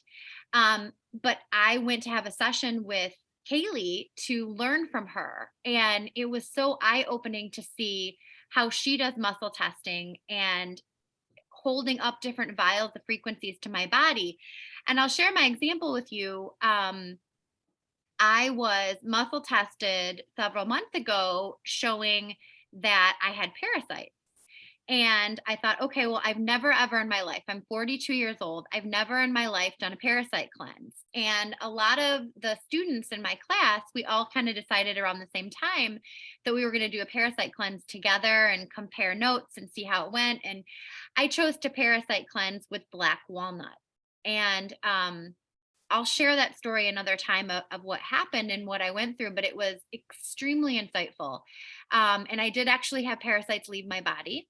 I recommend a parasite cleanse to anyone experiencing brain fog, anyone that thinks their thyroid might be compromised or you've been diagnosed with a thyroid condition. Again, do it hand in hand with me, do it hand in hand with Kailey, do it hand in hand with a naturopath, because if you have withdrawal symptoms from doing a parasite cleanse, you might get sicker before you get better because the toxins are trying to leave your body, right? And when we talk about bindings and binders, oftentimes when things are leaving your body, like let's say you did a heavy metal detox, it's, you know, binding to parasites or binding to those heavy metals and they're leaving your body, and you can show physical symptoms that aren't very pleasant. So just, you know, use a support system for that. You still need Parafor. Okay, so that's where I was going with my story. This is part of my story, is everything is a journey, guys. Everything is a journey.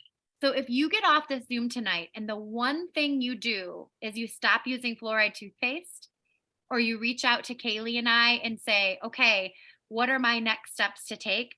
Start small. Dip your toe into the naturopath world, because starting at the root, you know, getting to the root of things, you can't swallow the whole ocean.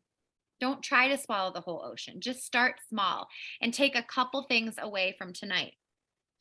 So going full circle from my parasite cleanse, I went back and I saw Kailey, and Kailey and I did another she did the muscle frequency test with me and showed that the parasites that were left in my body, a lot of them had left, but the parasites that were left in my body couldn't leave with what I was currently on.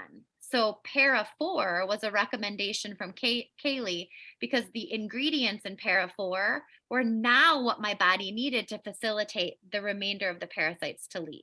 Does that make sense? So black walnut and red clover allowed the parasites to leave my body at first, and then I needed something else to complement and supplement that as well.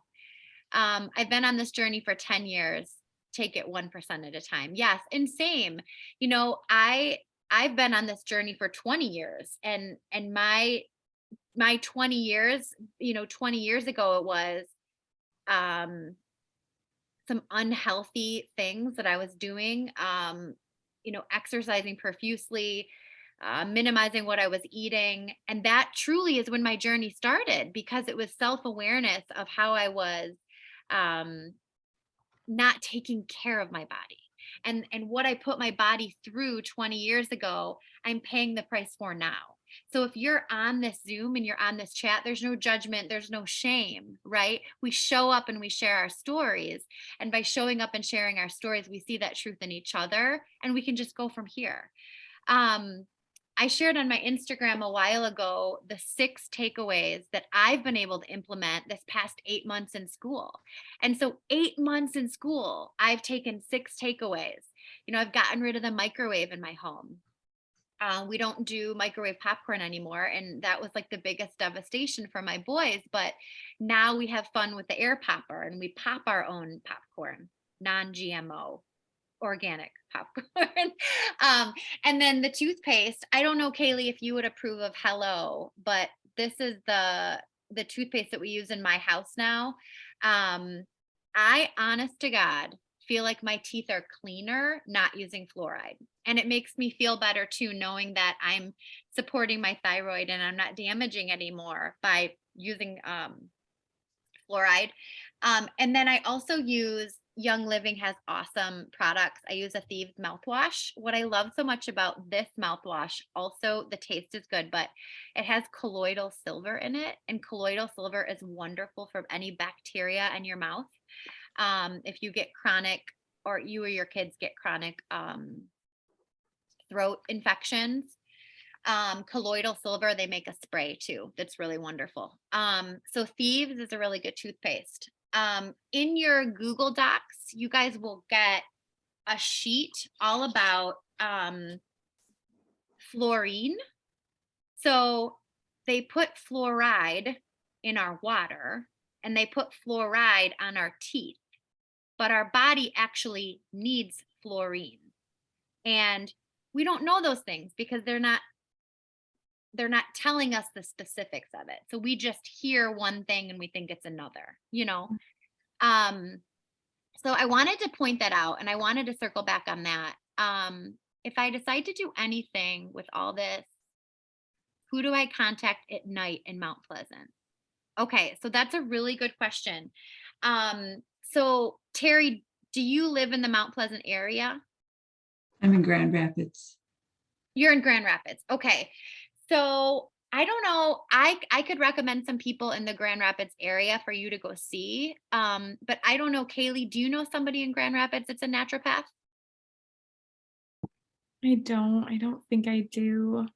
Okay. No, I know. You could always come like to this area. You wouldn't have to be seen that often. I do see patients virtually, but sometimes people who are newer to holistic medicine prefer to be seen in person, especially with what I do, because it's a hard one to understand if you're not familiar with frequency medicine. But I'm sure Grand Rapids, there's got to be people over there.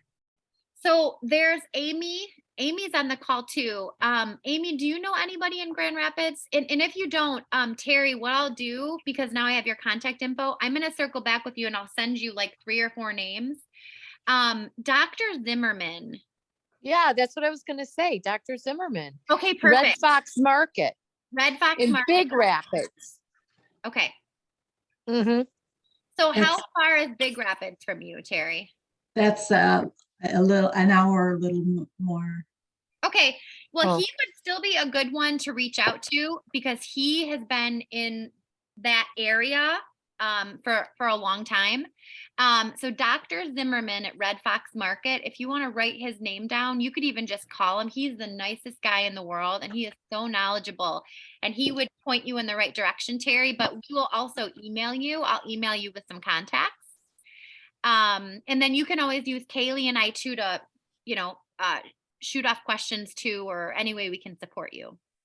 Yeah, I was going to call there and ask them about a bioscan to have that done. Okay. There, just to see what they can see, if they can see anything, find out what's going on with me. I've been just doing this, been sick for so long, I'm over it. I want to be done.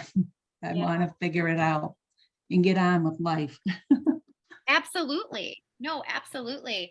Did you find for our chat tonight that there was a point of the conversation that was kind of like a light bulb moment for you? Maybe some things you could implement in addition to what you've been doing? It just makes me feel, it really makes me feel good that I might have somebody to really work with now.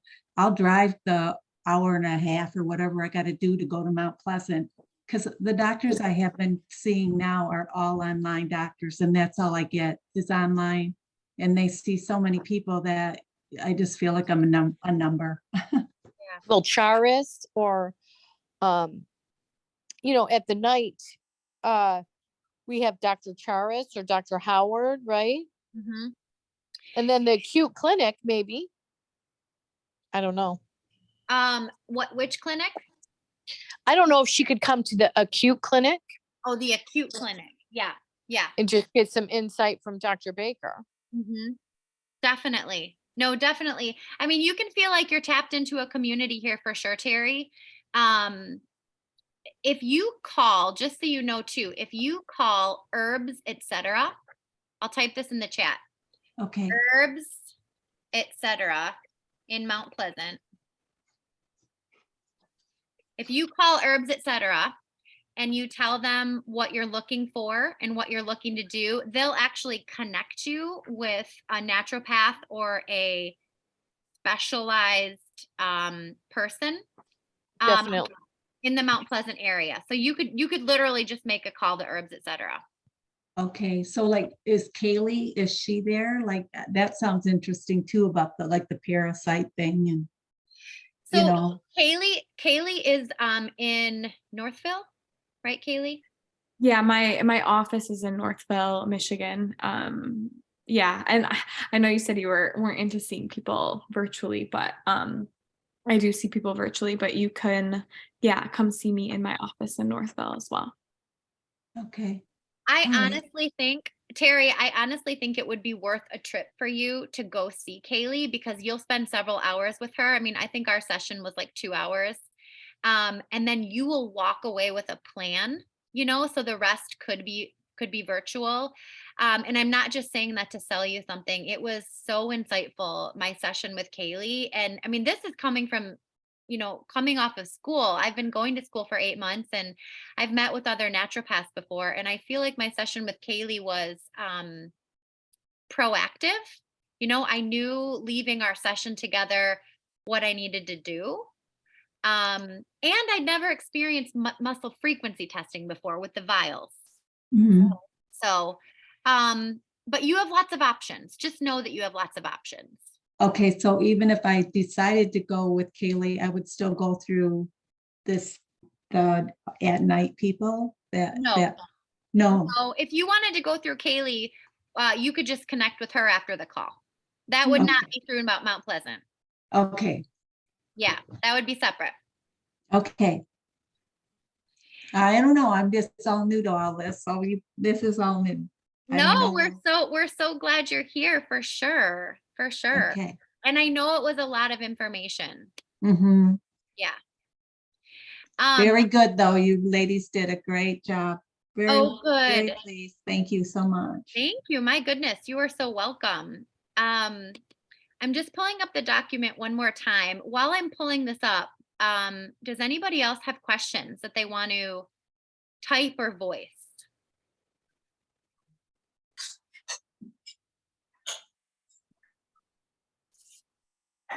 No more questions? Okay. Oh, I see one in the chat. Let's see. Oh, that's me. It's me. Okay, I am such a visual learner. I'm going to share my screen again, just one more time. I have to see everything. Is anyone else that way? Oh, yeah. I literally have to see everything. So, all right. So I've got my screen up. Hopefully you can see it. If you can't see it, at least you can hear my voice.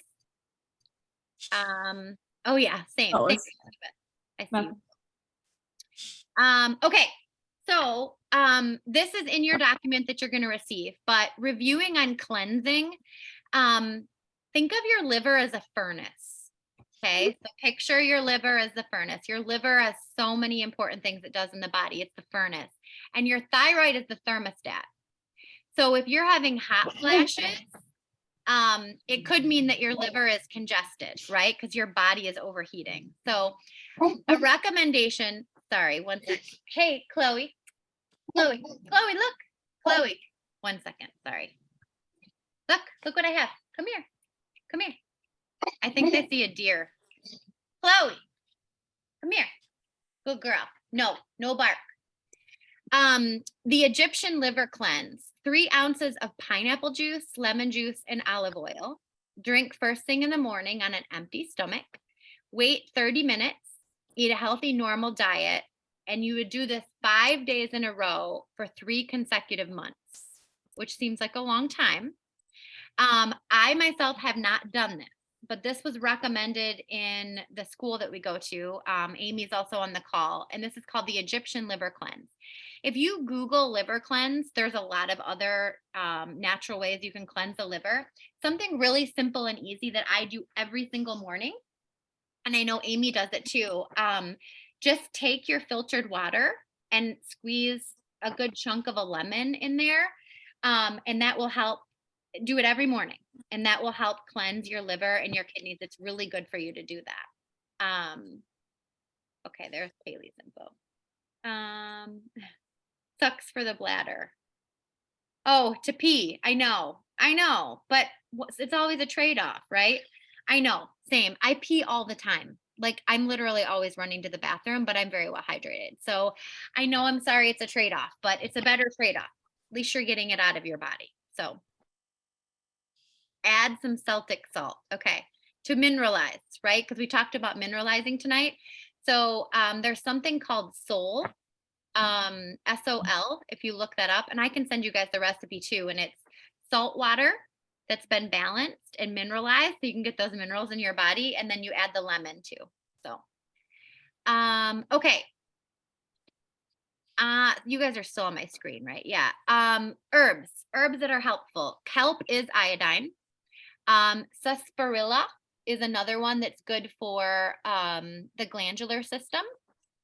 So if you remember, like back in the olden days, I think they included this in root beer. Maybe it was a kind of root beer. So if you've heard of sarsaparilla before, what it actually is good for, male reproductive system and helping to balance progesterone and cortisol. Yohimbe is also good for those same reasons. Damiana supports sperm and egg. Irish moss is supportive of the thyroid. Dong quai, female reproductive system support. Licorice root is good for the adrenals. Red raspberry tightens and tones the uterus. Black walnut is good for the thyroid. And I also mentioned black walnut as the parasite cleanse. And then ginseng for adrenal support. CKLS is colon, kidney, liver, spleen. And this is a supplement that I recommend to everyone I love. Everyone I love. My dad might even be giggling right now because I've got him on CKLS. I take CKLS almost weekly. And the very beginning of this conversation, we talked about all health starts in the gut. And what CKLS does is it cleanses your colon. So every, in the naturopath world, we say meal in, meal out, which I don't know who's pooping after every time they eat. Maybe some of you are. And hopefully it's not IBS related. But most of us have lots of gunk still stuck in our colon, right?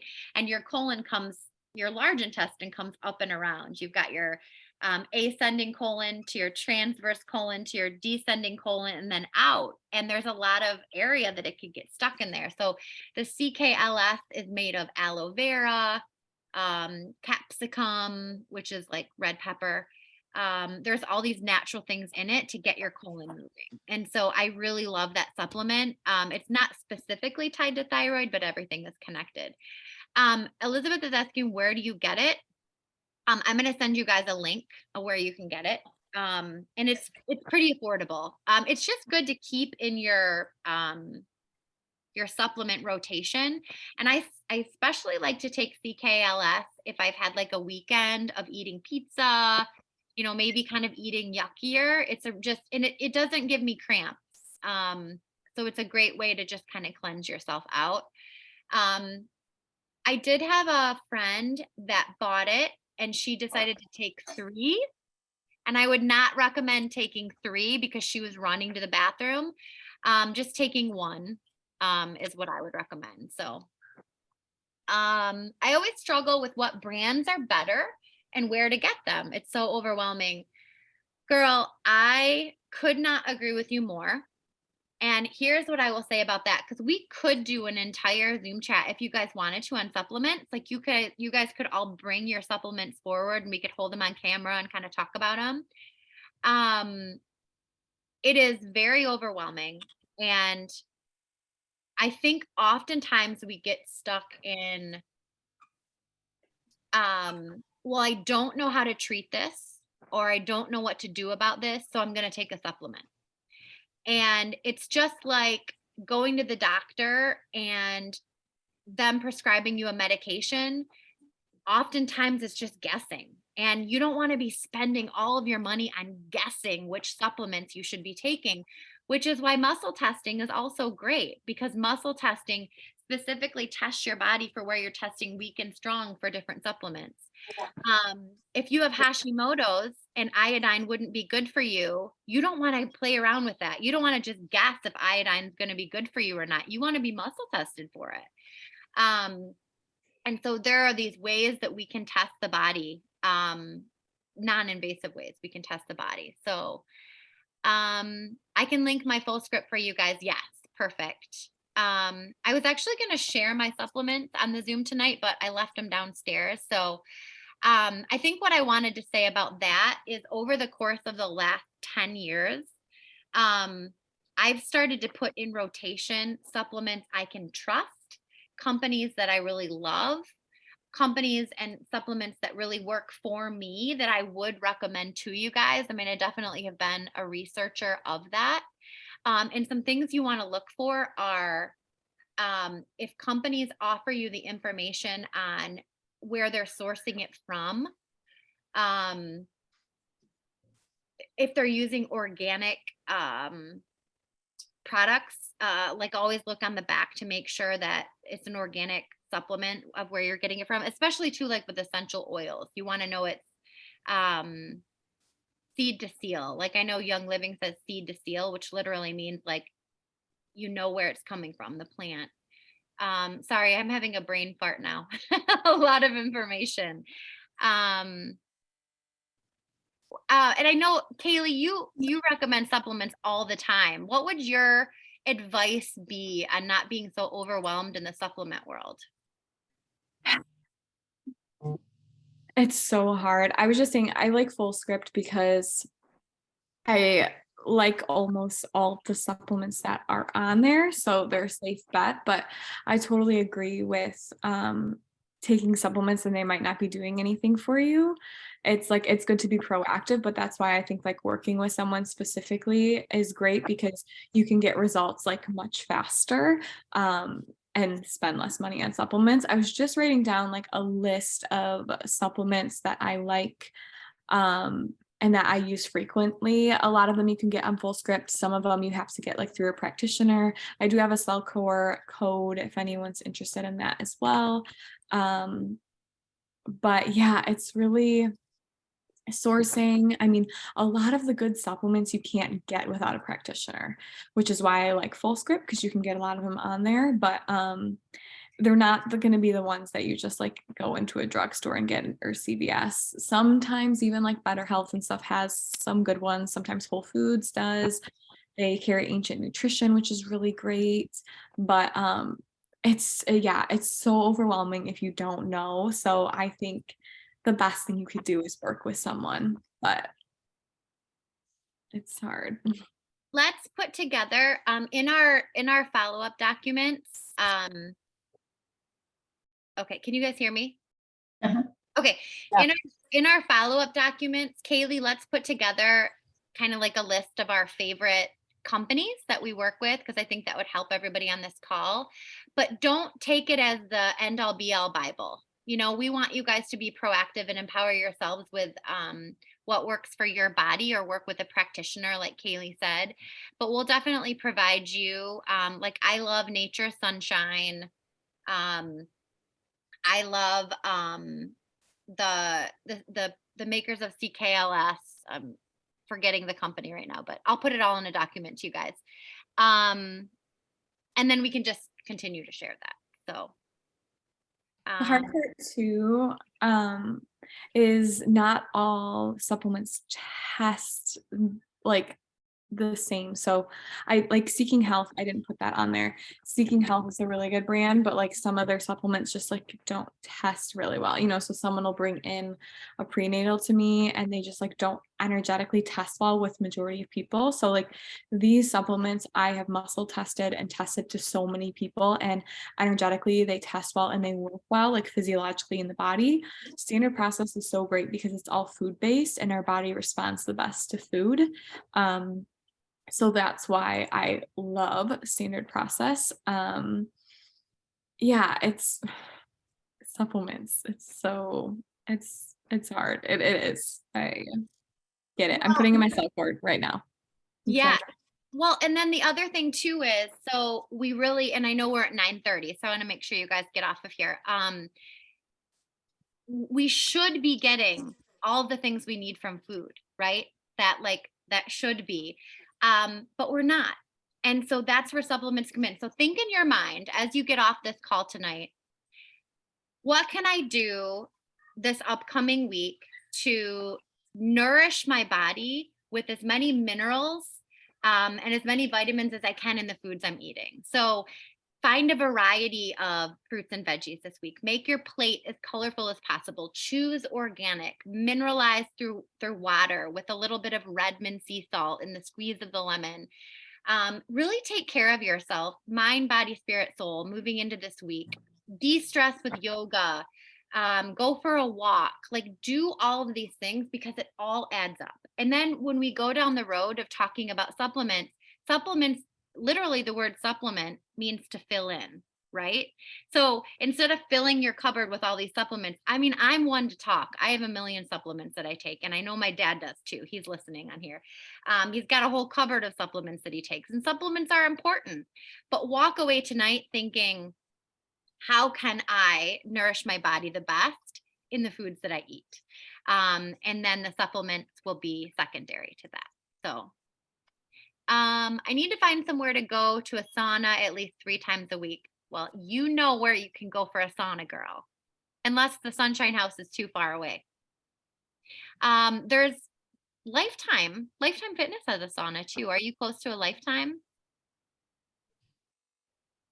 It's so expensive. Well, come to the Sunshine House. We'll figure something out. Flower House on Pontiac Trail and Haggerty. They have one too. I don't know how much they are either, but. Or you could would it be something like future, Elizabeth, that you could get one at your house, like down the line in the future? Yeah, come to the Sunshine House. There's one there. Yeah. All these things like, yeah, because sauna helps reduce cortisol. That's a really good one. Okay, good. You should come. You're there. Our next meeting is going to be at the Sunshine House, and we're all going to go in the sauna. Deal? Yeah. Perfect. I love it. I love it. Well, as you can see, we could talk about this for hours and hours and hours and hours. So the next Zoom call that we're doing, the next wellness opportunity Zoom call is on nutrition for kids. And I hope if you guys are all interested, you could jump on that one.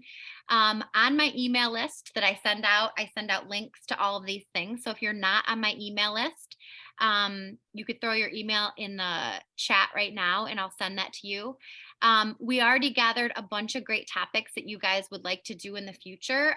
So if there are topics you'd like Kailey and I to cover together, or different things you want to talk about, hormones, supplements, what else was thrown out there tonight? I know premenopause keeps coming up too. A lot of people that want to talk about menopause, perimenopause, hormone. What was that? Candida. Katie just Candida. Yeah. I know Sarah was interested in that too. Candida. You know what? When we talk about Candida, remind me, I'll make a note to tell you guys about Viome, because I just did Viome. I sent my poop in the mail and got my results back of my microbiome. So we'll talk about that. Candida is a good one, Katie. So many more to come. Perfect. Thank you. Does anyone have any other like last minute questions that they want to ask before we jump off? I know we're hitting that 2-hour mark, so I just wanted to be courteous of all of our times. I have a toddler too, so yeah. By the way, my children are downstairs bouncing off the wall. Kyle left for hockey, and I was like, you have to put them to bed tonight because I'm going to be on this Zoom. So he put them to bed. He put them to bed, and I can hear them. They're downstairs bouncing off the wall, like literally. Sounds like they're bouncing off the wall. Oh my gosh. So yeah. All right. Well, thank you everyone for coming and joining. Thank you guys so much for being here. We hope you learned a lot. And any questions, we'll send a follow-up email so you can shoot them out. Okay. And then Thank you.